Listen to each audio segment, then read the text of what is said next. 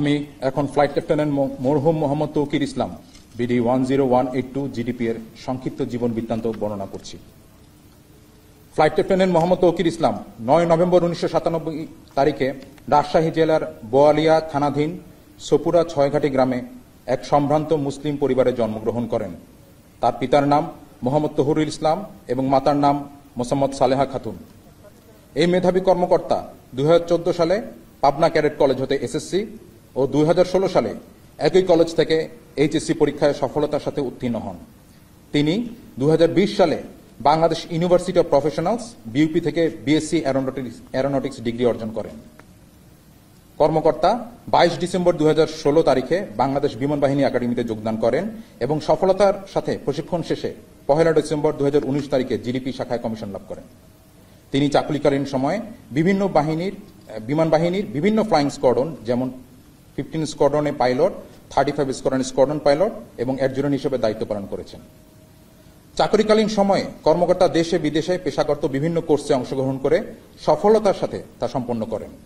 তিনি বাংলাদেশ বিমান বাহিনীর 11 স্কোয়াড্রন হতে বেসিক ফ্লাইং ট্রেনিং, 15 স্কোয়াড্রন হতে basic jet and fighter conversion course, aeromedical institute হতে ফিজিওলজিক্যাল ট্রেনিং কোর্স এবং physiological indoctrination course, school of security and intelligence হতে officers basic air intelligence course, Bogura radar unit হতে electronic air warfare course, school of physical fitness হতে watermanship course ও বিমান বাহিনী academy হতে potential flight commander course কৃতিত্বের সাথে সম্পন্ন করেন। এছাড়াও তিনি অতি সম্প্রতি ভারত হতে operational in training aerospace medicine fighter course সফলতার সাথে সম্পন্ন করেন। কর্মকর্তা 21 জুলাই 2025 আনুমানিক 1313 ঘটিকায় নিয়মিত প্রশিক্ষণ উড্ডয়নকালে এক মর্মান্তিক বিমান দুর্ঘটনায় পতিত হন। পরবর্তীতে সম্মিলিত সামরিক হাসপাতাল ঢাকায় চিকিৎসাধীন অবস্থায় মৃত্যুবরণ করেন। ইন্না লিল্লাহি ওয়া ইন্না ইলাইহি রাজিউন।